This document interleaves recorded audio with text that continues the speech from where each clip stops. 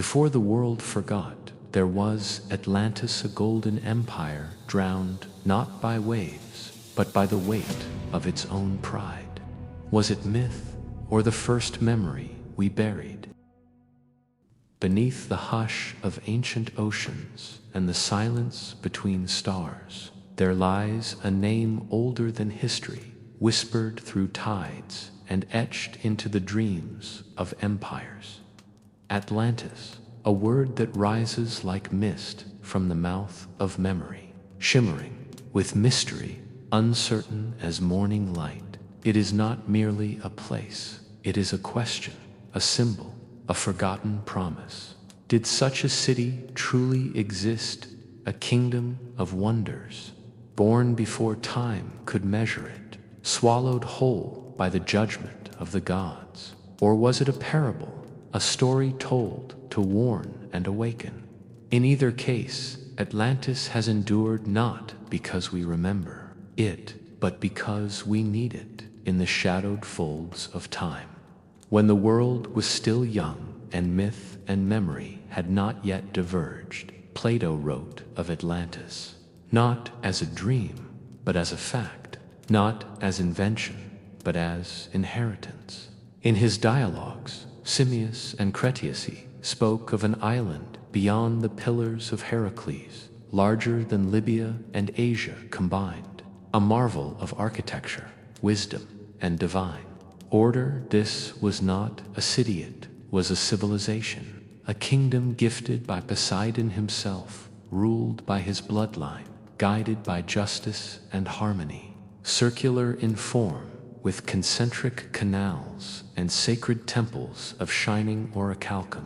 Atlantis stood not just as a marvel of engineering, but as the embodiment of balance between nature and spirit, man and God, and yet it fell, not by the hand of enemy, but by the weight of its own greatness.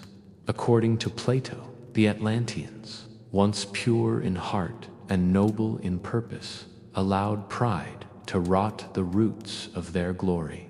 As their divine essence dimmed and the mortal ego swelled, hubris replaced harmony. They turned outward with conquest in their eyes and thunder in their hearts.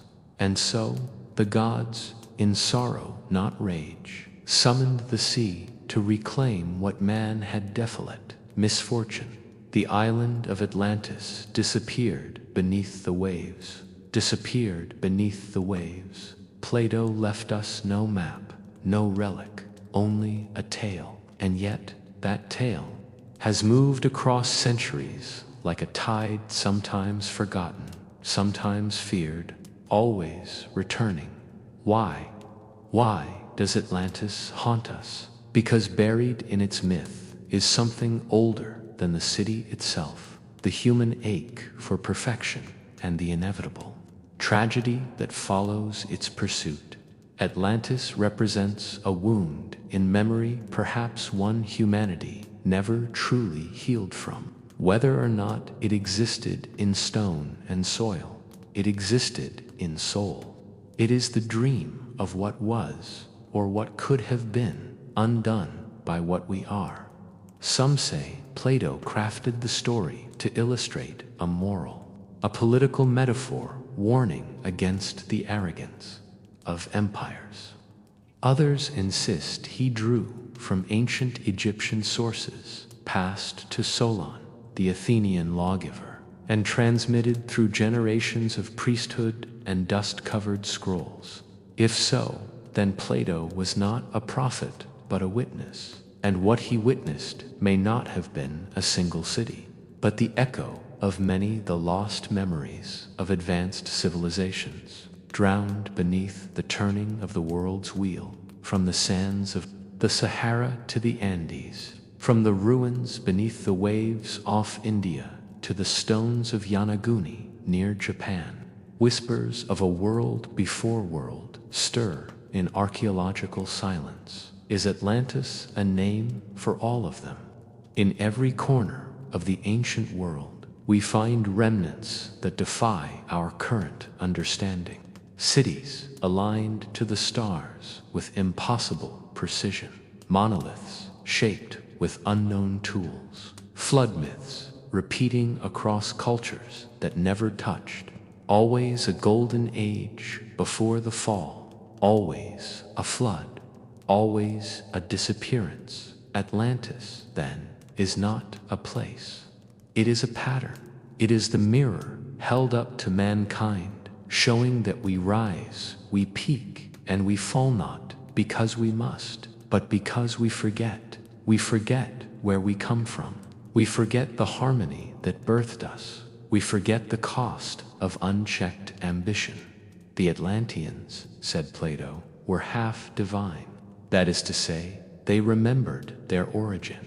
They remembered the breath of gods that stirred their blood.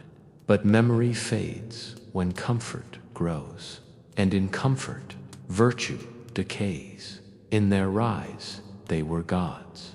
In their fall, they became men. And that fall, whether literal or symbolic, reverberates across history like a warning bell struck beneath the ocean. To seek Atlantis is not to find stone ruins. It is to ask, when will we forget again? And how long until the sea returns to remind us? There is a silence beneath the Atlantic. Some say the very ocean was named for the drowned empire. Explorers, mystics, and scholars have searched the seabed for fragments, convinced that proof lies somewhere beneath the sediment. But Atlantis, if real, may never be found with sonar or shovel. Perhaps it exists in a dimension of time we cannot yet perceive, or perhaps it sank, not just into the ocean, but into us. The myth endures because it lives in our very architecture, in our desire to build utopia, to reach for divine order, and in our tragic tendency to sabotage that effort the moment it succeeds. For what is Atlantis but the echo of Eden with aqueducts, a paradise lost, not by accident, but by choice? And so, the story of Atlantis becomes more than history, it becomes prophecy. For every empire that reaches too far, for every civilization that forgets humility, for every age that mocks the wisdom of the past, Atlantis waits not as a ruin, but as a lesson. And those who fail to hear it are doomed not to drown, but to repeat. To trace Atlantis is to walk a path through mirrors, every reflection showing a piece of truth, yet never the whole. We look to Plato, but even he spoke through the veil of recollection. He did not claim first-hand knowledge. He invoked Solon, who heard the tale in Egypt from priests of Sais. There, in the temple of Neith, Solon was told of a city that had vanished 9,000 years before his time. 9,000 years. If true, the tale reaches beyond even our oldest recorded histories. Before Babylon, before Sumer, before Egypt had lifted stone upon stone, Atlantis, if it ever stood, belonged to an era the modern world calls prehistory, not because it lacked events, but because we lack the memory, and that, perhaps, is the wound. Not that Atlantis fell, but that we forgot it. Every culture clings to origin myths, flood legends, tales of destruction by water. From the Sumerians, Eridu, to the Hopi legends of submerged cities. The idea of a great flood of civilization, ending deluges, nearly universal. It is not the exception. It is the rule. Why would such a story appear in every corner of the earth? Either the myth is an archetype embedded deep in human psyche, or it is memory, fractured, distorted, but true. Modern science, when pressed hard enough, concedes that global floods did occur. At the end of the last ice age, glacial meltwaters surged across continents, Sea levels rose over 100 meters. Entire coastlines vanished. Whatever humanity had built near the ancient shores would have been consumed, erased, not just physically, but spiritually. We inherited the world not in triumph, but in amnesia. If Atlantis was one of those drowned cities, its story is not singular. It is the representative voice of a lost age, an age we now call mythical. Not because it wasn't real, but because it was too real for us to face. Atlantis lived in balance once. So Plato said, the sons of Poseidon ruled not as tyrants, but as stewards. They cultivated the land, honored the gods, and built wonders that even our modern minds struggle to conceive. Canals that curved in perfect circles, bridges layered with metals no longer found, a society rich not only in wealth, but in wisdom. But what is balance, and why is it always so fragile? Civilizations, like men, are often strongest in hardship. It is in struggle that virtue hardens, but in comfort, decay seeps in. The Atlanteans forgot their divine ancestry. That is the heart of Plato's lament. They remembered how to build, but forgot why they built. They remembered how to conquer, but forgot what they protected. They remembered power, but forgot purpose. Their downfall was not divine wrath, it was divine sorrow. The gods, in Plato's account, did not strike Atlantis with rage, but with grief. For to watch one's children betray their own higher nature is a punishment no parent wishes to carry. And yet they acted. The sea rose, the land cracked. In a single day and night, the empire vanished. But Atlantis did not disappear alone. With it, perhaps, sank an entire lineage of knowledge, a sacred science that bridged spirit and stone, healing practices, astronomical insights, and architecture tuned to the earth itself. Echoes of that lost art may still remain in the pyramids of Giza, in the temples of Angkor, in the lines of Nazca, and the standing stones of Europe. Civilizations rose again, but none would be quite the same. Something was lost in the fall, not just cities or texts, but confidence, a sense that mankind once walked shoulder to shoulder with the divine. And now we build towers, but not temples. We map the stars, but forget to ask why they sing. Atlantis is not merely a city, it is the fracture point between two kinds of humanity, the one that remembered and the one that wonders. To seek Atlantis, then, is to seek ourselves, not who we are, but who we were meant to be. Many have claimed to find it in the Azores, in Antarctica, in the Caribbean, in the eye of the Sahara, the Richat structure whose concentric rings and mysterious geology stir the imagination. But each theory, no matter how compelling, finds only fragments, and perhaps that is all we are allowed, not the city, but the symbol, for symbols endure longer than stone. And Atlantis, as symbol, is indestructible. It is the memory that will not drown. But memory is not always a beacon. Sometimes it is a burden. To remember Atlantis is to confront the uneasy truth that greatness does not protect against collapse, that wisdom, even divine, can be outshouted by desire, that empires fall not when their enemies grow strong, but when their hearts grow hollow. And yet, the very act of remembering becomes an act of defiance against forgetfulness, against cynicism, against the slow erosion of wonder. The idea of Atlantis has persisted not because it was recorded in marble, but because it was carried in flame, passed from philosopher to mystic, from bard to seeker. Each generation receives the torch, not to explain the myth away, but to walk deeper into its meaning. Theosophists, mystics, and modern seekers have attempted to reframe Atlantis not only as a physical location, but as a state of consciousness, collective memory of a time when humanity was more in tune with the rhythm of the earth, the will of the cosmos, and the song of the soul.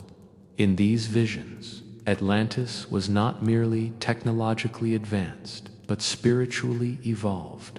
Its downfall, then, was not just a geological event, it was a moral reckoning, a fall from inner grace reflected by an outer cataclysm. The soul of a civilization, like that of a person, can fracture, and when it does, the consequences are written, not in parchment, but in tectonics.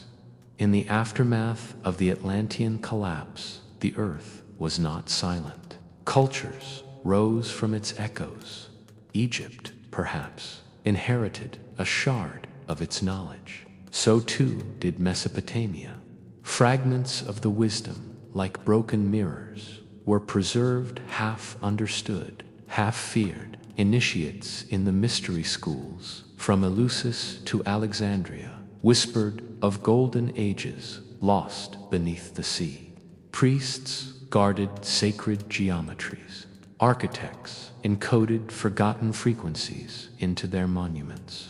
But no one remembered the whole, only the myth, only the ache, and so the myth endured. In this way, Atlantis becomes not merely the name of a sunken city, but a cipher, a key to understanding the rhythm of rise and fall, of memory and amnesia. Civilizations are born when spirit and matter dance, when the laws of the heavens are echoed in the laws of the land. But when that balance breaks, when matter deafens, the music of spirit decay begins. Atlantis, then, is not only a tale of ancient failure, it is a mirror for every age to examine its own soul. Where are we now in that cycle? We, too, possess wonders, towers of glass that scrape the sky, engines of thought that outpace the stars, networks that span the globe in pulses of light. But are we wiser? Are we more just? Do we remember where we came from? Or are we like Atlantis, forgetting the sea waits, not with anger, but with patience? The waters that once swallowed a kingdom do not rage, they listen, and they remember, and in their depths something stirs. Not a ruin, not a relic, but a truth, the truth that no achievement, no matter how glorious, can endure if it forgets the foundation it was built upon, that no temple can stand when its stones no longer know prayer. Atlantis fell, not because it was flawed, but because it believed it was flawless, and that is the most dangerous myth of all. So we tell the story, not to mourn the past, but to guide the future. We speak the name of Atlantis not with certainty, but with reverence, because whether it was myth or memory, it is now something greater, a compass, a reminder that every golden age carries within it the seed of its own undoing, and that true greatness is not measured by power, but by how long we can hold the balance between the divine and the human. Atlantis tried, so must we. In the centuries after Plato's words first echoed across Athens, generations of minds grappled with the idea of Atlantis not as a distant tale, but as a haunting possibility. Historians debated its veracity. Cartographers marked phantom isles. On their maps, explorers set out with sails full of wind and hope, seeking the shores that had once kissed gods and kings. And in the silence, where no city rose, they still found something wonder. For what drives humanity forward, if not the longing for the lost? the Renaissance, that great rebirth of human curiosity, rekindled the Atlantean fire. Thinkers like Francis Bacon reimagined Atlantis not as a fallen city, but as a blueprint for a new civilization. His new Atlantis spoke of a land ruled by science and reason, by balance and benevolence. It was a vision not of the past, but of the future. Atlantis became not just memory, it became aspiration. It was no longer merely a question of did it exist, but can we make it exist again? Can we, who have inherited the ashes of forgotten empires, build a city where wisdom outweighs pride? A world where knowledge serves harmony, not domination. This dream haunted not only philosophers, but poets and mystics. In the vision of Edgar Cayce, the sleeping prophet, Atlantis was a beacon of lost technology and cosmic alignment. He spoke of crystals humming with energy, of flying crafts, of knowledge drawn from the stars' wisdom too great for the ego of man. He spoke of a fall that echoed into the soul of humanity, trauma passed down through generations. And he claimed that those who walk the earth today are the reincarnated souls of Atlanteans, striving to remember what was lost and heal what was broken. Was Cayce mad? Or was he listening to something deeper than history, something sung in the silence between lifetimes? Regardless of belief, his words struck a chord, because at the heart of Atlantis is the idea that we have been more than we are now, that we once stood closer to the divine, that memory, true memory, is not of data, but of essence, that Atlantis is not merely a city to find, but a self to recover. And perhaps that is why it has endured. Most ruins crumble, most stories fade, but Atlantis defies erosion. Its walls may be gone, but its gravity remains. A myth that moves through minds like a current, gentle, insistent, inescapable. We look at the stars, wondering where life began. But perhaps the stars remember when we forgot. When a civilization that bridged spirit and stone chose conquest over communion. When the earth, in her wisdom, reset the scale. And yet even in the fall, Atlantis gave us a gift. The hunger to remember. To hear its name is to awaken that hunger. To see ourselves not merely as creatures of progress, but of memory. Not just engineers of tomorrow, but echoes of yesterday.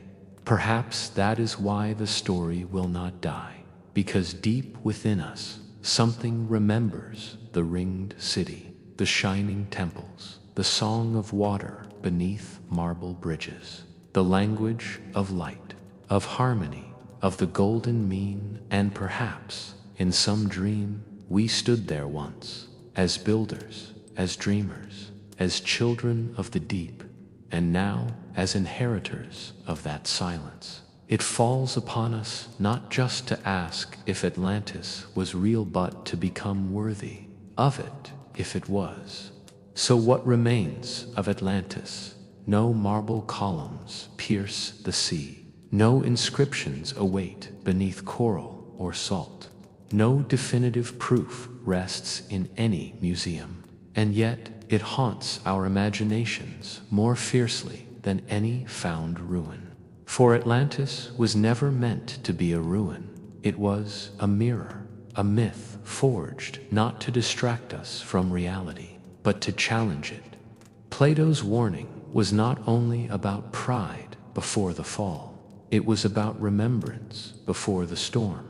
He gave us Atlantis, not as a fixed place in the world, but as a compass for the soul, a parable disguised in marble and water, about the consequence of forgetting what makes us sacred.